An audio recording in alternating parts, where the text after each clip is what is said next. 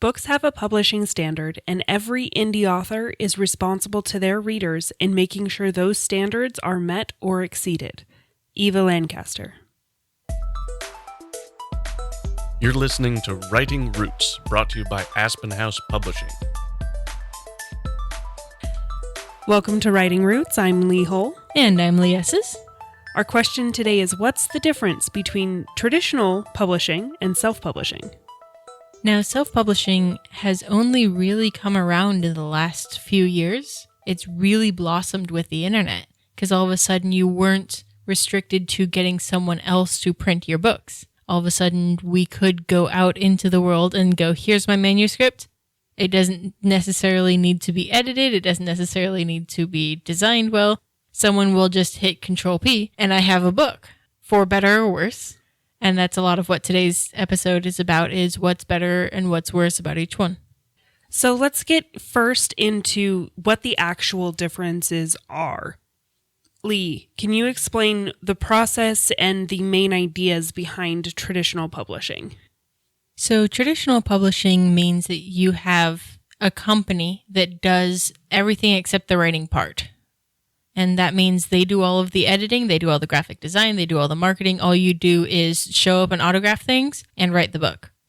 There are varying levels of how much marketing you're expected to do per traditional publishing house. Self-publishing, on the other hand, is you're doing every facet of it yourself. So when you are traditionally publishing, all of the financial costs of publishing a book fall on somebody else. You don't actually pay for anything to traditionally publish. When you are self-publishing, all of those marketing costs, all of those printing costs, all of those other things fall on you.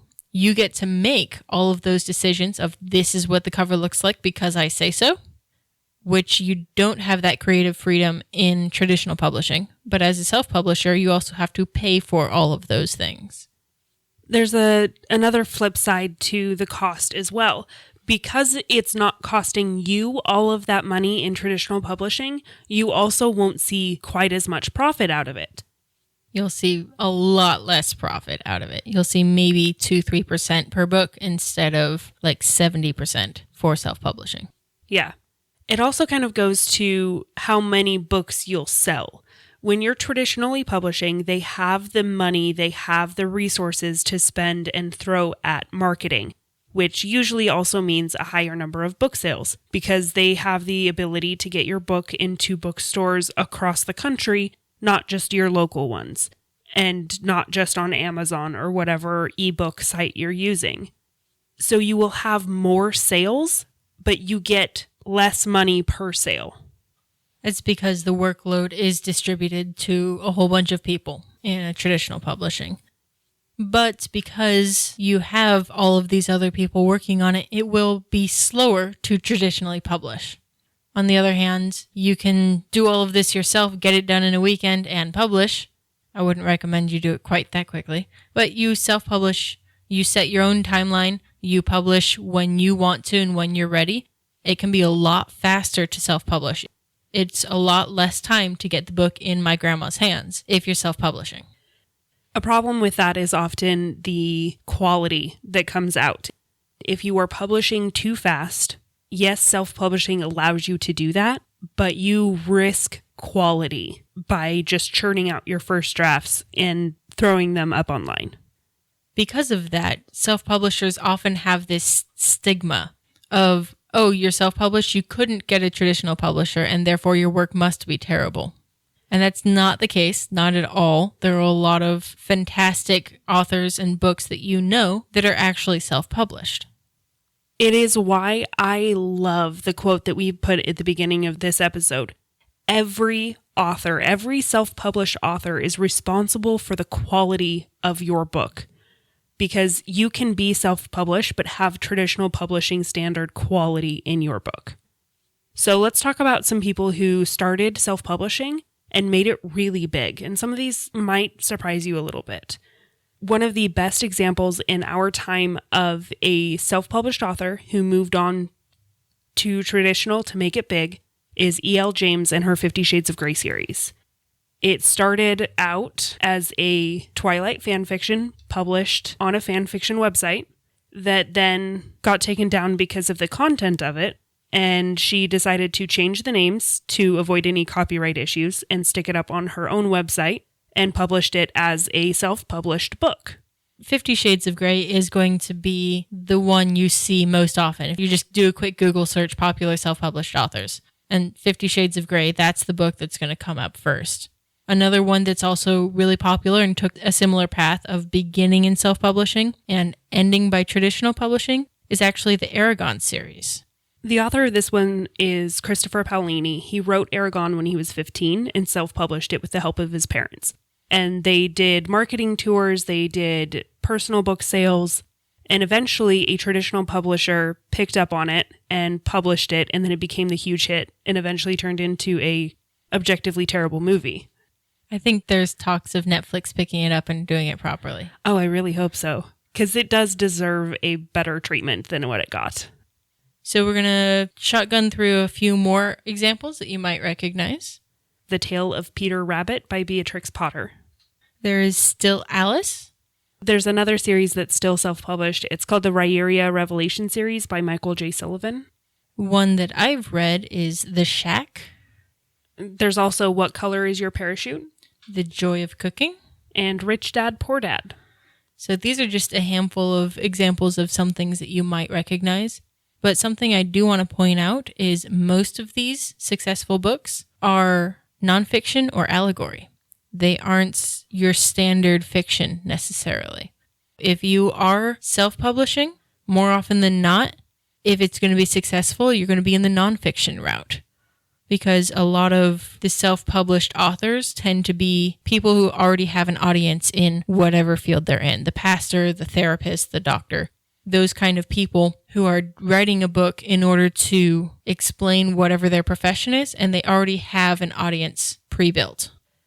Traditional publishing helps you build an audience because a lot of the time the publishing company will have the connections to other authors to get you promotions or just a general fan base for the types of books that company publishes.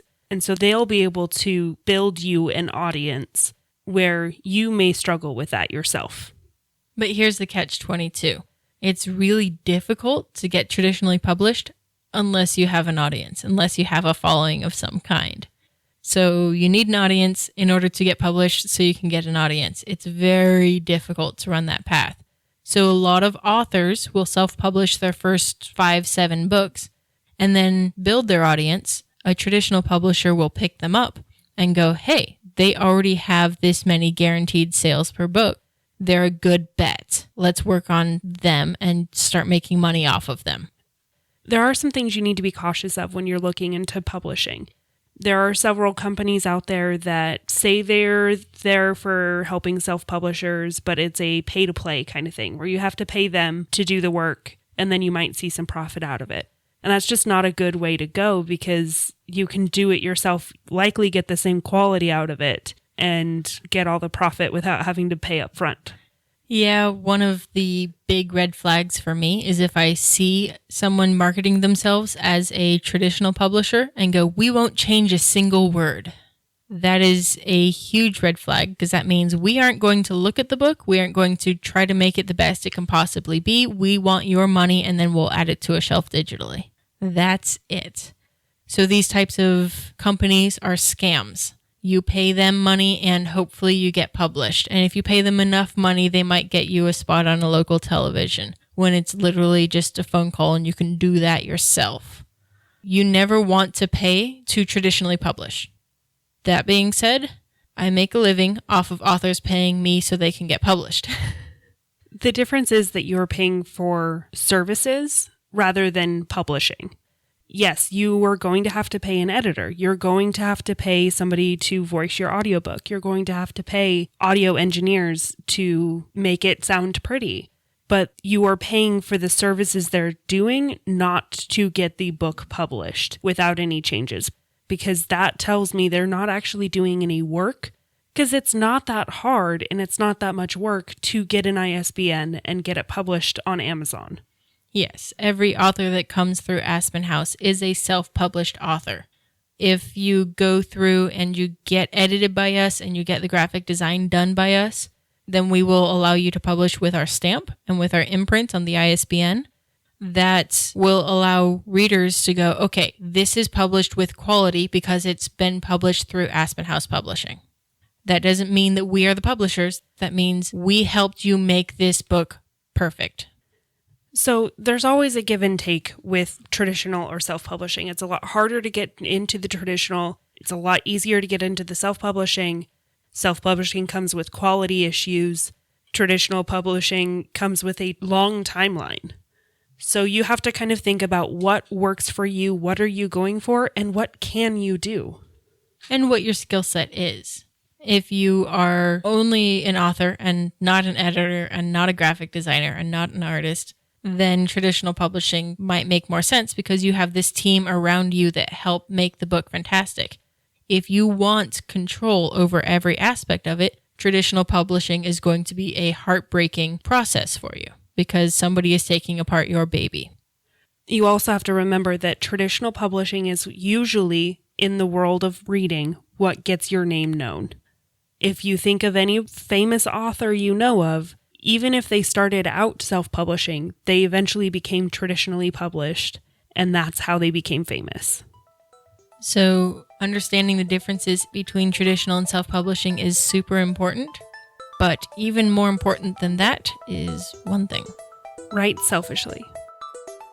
If you have a question or comment for our hosts or a topic you'd like us to cover, send us an email at writingroots@aspenhousepublishing.com or find us on Facebook by searching for Aspen House Publishing.